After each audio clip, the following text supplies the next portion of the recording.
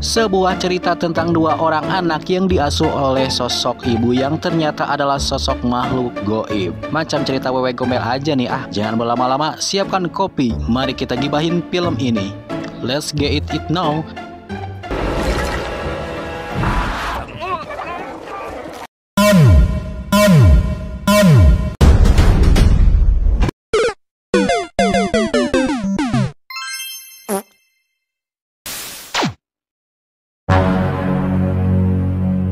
Seorang pria bernama Jeb menculik anak-anaknya sendiri setelah dia membunuh kedua rekannya di kantor dan juga membunuh istrinya sendiri.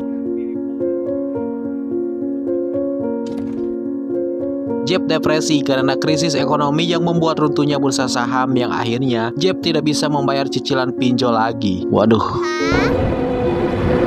Di perjalanan karena Jeb panik dan tak tahu harus pergi kemana, Jeb ngebut membawa mobilnya begitu kencang di jalanan penuh salju. Victoria dan Lily ketakutan. Victoria bertanya, "Ayah, kita mau kemana?" Jeb menjawab, "Aku tidak tahu." Lalu Victoria bilang, "Ayah, jangan ngebut-ngebut, aku takut."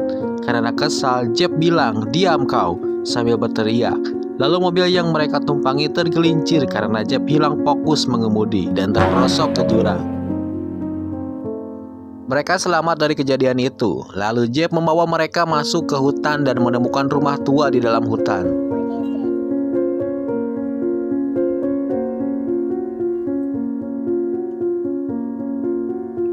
Jeb depresi berat dan dia mau melakukan bundir bersama kedua anaknya. Yang pertama, Jeb mau mengakhiri Victoria.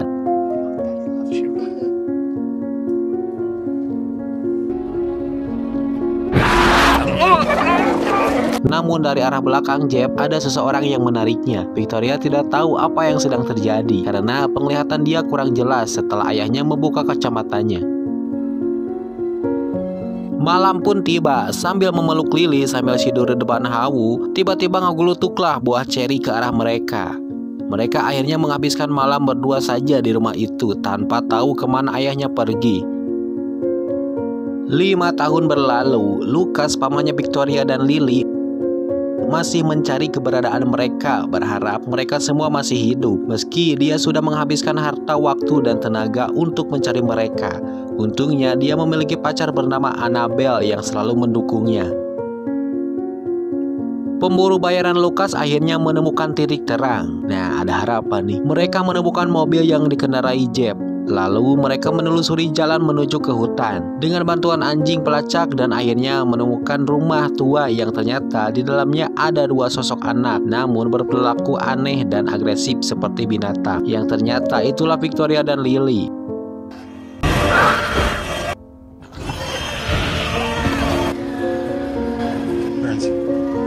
Pertanyaannya, selama 5 tahun ini mereka makan apa ya? Ternyata mereka makan buah ceri karena di sana ditemukan biji buah ceri yang menumpuk. Mereka pun dibawa ke Yayasan Perlindungan Anak milik Dr. Gerald. Lucas bersama Annabelle mengunjungi lembaga milik Dr. Gerald, tempat Victoria dan Lily ditampung. Dr. Gerald menjelaskan, untungnya Victoria sudah cukup umur waktu dulu dia hilang, jadi dia masih mengingat bahasa manusia. Tapi adiknya tidak, karena dia dulu masih sangat kecil. Di balik kaca, mereka memperhatikan perilaku aneh dari keduanya, seperti jalan merangkak, agresif, dan sering meraung. Lucas ingin masuk ke ruangan untuk menemui mereka, dan Dr. Gerald memberikan kacamata Victoria yang dulu dilepas ayahnya. Lucas mendekat dengan pelan, mendekat meski mereka menjauh ketakutan. Lucas mendekati Victoria lalu memberikan kacamatanya. Setelah memakai kacamata, Victoria langsung mengenali Lucas adalah ayahnya. Karena wajah Lucas sangat mirip dengan Jeb, ayahnya Victoria.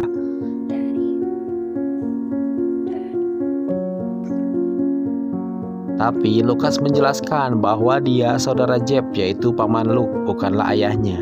Victoria pun langsung memeluk Lucas.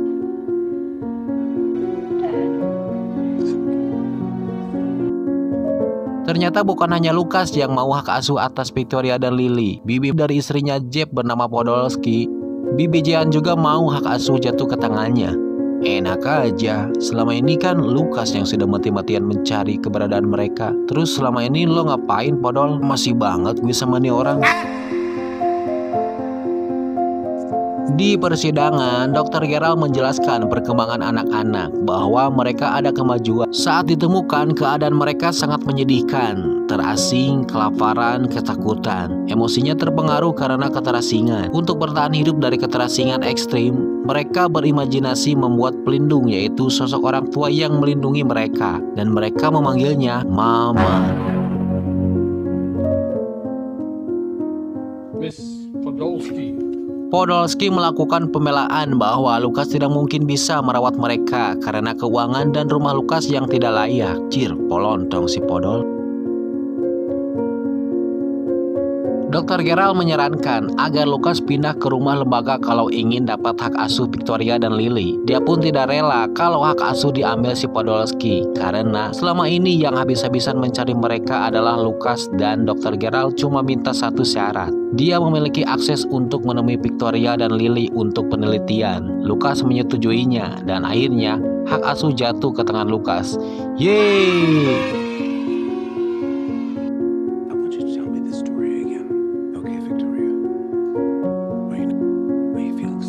Dr. Gerald mewawancarai Victoria dengan menghipnoterapinya. Victoria bercerita kalau dahulu kala ada seorang wanita yang melarikan diri dari rumah sakit. Dia mengambil bayinya lalu lompat ke air. Dr. Gerald bertanya, dari mana ia bisa tahu? Mama memberitahunya lewat mimpi. Lalu Dr. Gerald pergi ke tempat catatan publik. Ia mencari informasi tentang cerita Victoria, dan Dr. Gerald menemukan rumah sakit jiwa yang ditutup tahun 1878. Set, emak gua aja belum lahir tuh. Dan ada nama pasien bernama Edith Brennan.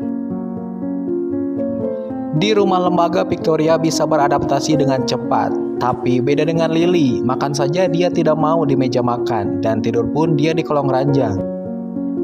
Saat malam tiba, ketika Annabelle sedang mencoba gitar barunya yang tadi siang dibeli di keranjang kuning osop gue, official Bangkong Collection ya, jangan lupa. Tiba-tiba lampu kekercuman jika nurek beak token listrik gening isian latu euy. Pas Annabelle mengecek, Lily muncul dengan tiba-tiba yang membuat hati Annabelle rewas. Annabelle bercerita ke Lukas tentang kekesalan dia, tapi Lukas mencoba menenangkan Annabelle dan bilang semuanya pasti akan baik-baik saja, Bel. Adegan emprut antara Lukas dan Annabelle baru saja dimulai, tetapi Annabelle melihat ada bayangan orang di ruangan sebelah. Lukas menganggap itu Victoria atau Lily, tapi pas dicek ke kamarnya, mereka sedang tidur lelap. Lukas sambil membawa palu Thor mengecek ke lantai bawah karena siapa tahu ada maling masuk. Pas di tangga, dia melihat ada kupu-kupu terbang ke arah tembok yang membuat mata Lukas tertarik melihatnya. Di tembok itu tiba-tiba muncul lubang yang semakin membesar. Pas didekati Lukas, muncul dari lubang itu sebuah tangan. Tapi tidak tahu tangan apa itu mendorong Lukas sampai Lukas terjatuh ke lantai bawah. Dan dia langsung dibawa ke rumah sakit.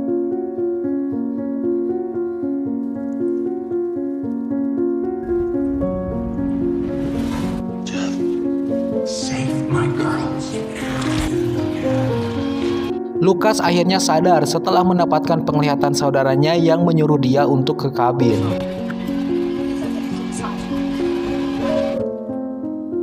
Hari kunjungan Bibi Jane tiba. Dia kaget mendapati luka memar-memar pada anak-anak.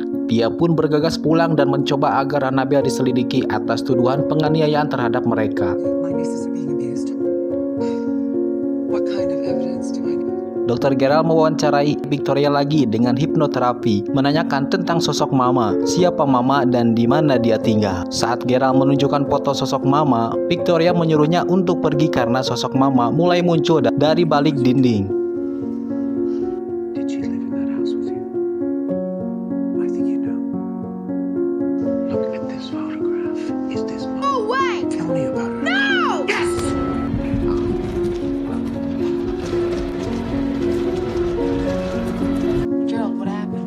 Gerald bergegas pulang. Dr. Gerald mengunjungi kabin untuk meneliti lubang yang ada di tembok dan juga tempat Mama tinggal. Saat mencoba memotretnya, dia diserang dan dibunuh.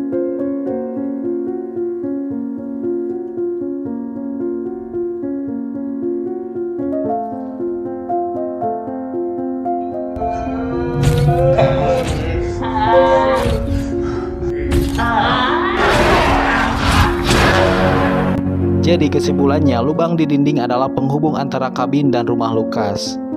Kedekatan Victoria yang semakin besar dengan Annabelle membuatnya kurang bersedia bermain dengan Mama. Tidak seperti Lily yang masih lebih menyukai Mama daripada Annabelle. Annabelle bermimpi buruk tentang masa lalu Mama.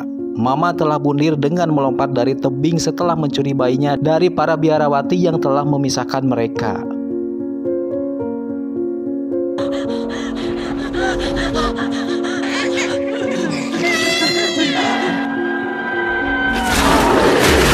Saat terjatuh, anak Mama tersangkut di dahan pohon dan tewas saat terbentur, sementara Mama terjatuh ke air. Pas Annabelle bangun, dia melihat Victoria di depannya yang sedang menatap tajam ke arah kolong ranjang. Annabelle keheranan, ada apa?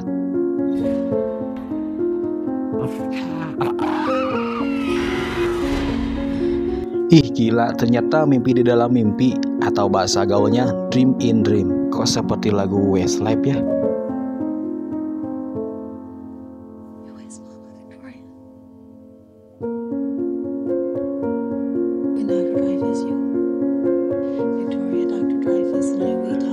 Annabelle mulai bertanya-tanya siapa sebenarnya si Mama ini. Bertanya ke Victoria, dia pun tidak menjawab.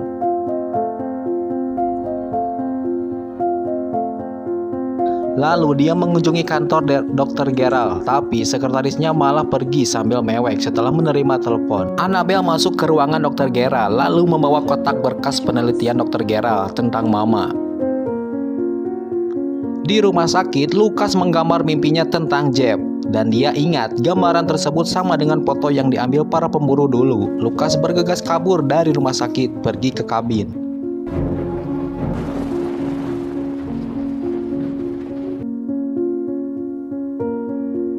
Annabelle membuka box yang tadi diambil dari kantor Dr. Gerald. Dia melihat video wawancara bersama Victoria sampai video kedua anak itu dalam kondisi yang memprihatinkan.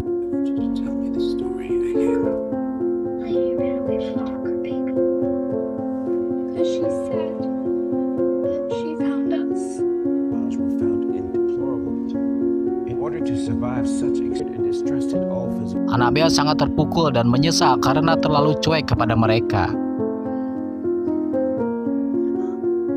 Datanglah Victoria lalu memeluk Annabelle. Kelakuan Victoria membuat Mama marah besar.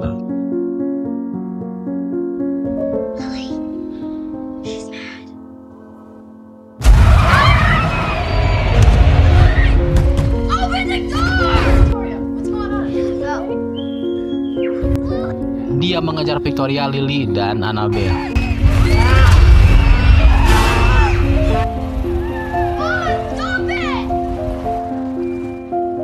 Lalu datang Bibi Jane sambil mengenap-genap karena ingin punya bukti bahwa Annabelle telah menganiaya anak-anak. Tak disangka tak diduga, Bibi Jane kemasukan arwah Mama lalu membawa Victoria dan Lily ke kabin.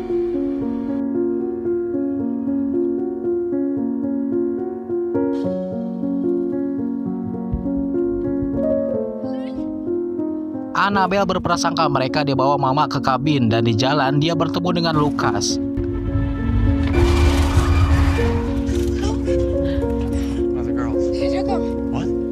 Annabelle bilang bahwa Victoria dan Lily diculik Mama dan sosok Mama itu nyata.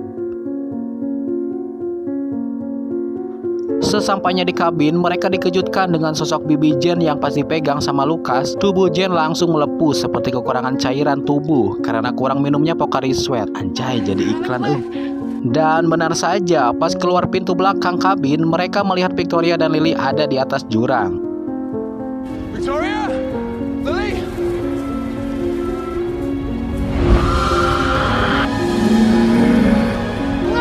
Mereka langsung mendekat. Tiba-tiba sosok Mama muncul terbang melayang dari bawah jurang mau membawa anak-anak. Tapi diselamatkan Lucas. Annabelle memberi bungkusan kepada Mama yang ternyata itu jasad bayi Mama.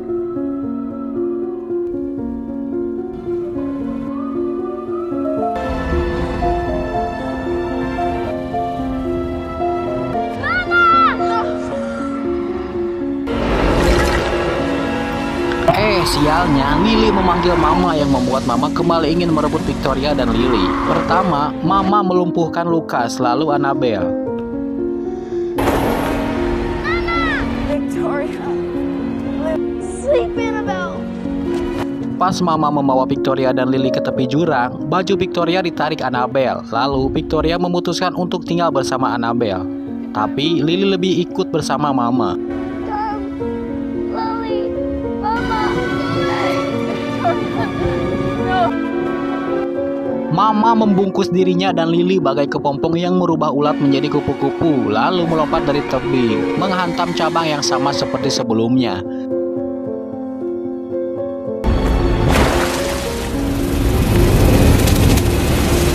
Saat memeluk Annabelle, Victoria melihat kupu-kupu bercorak biru di tangannya, yang dia yakini sebagai Lily. Film pun selesai dengan penuh angsuran kredit.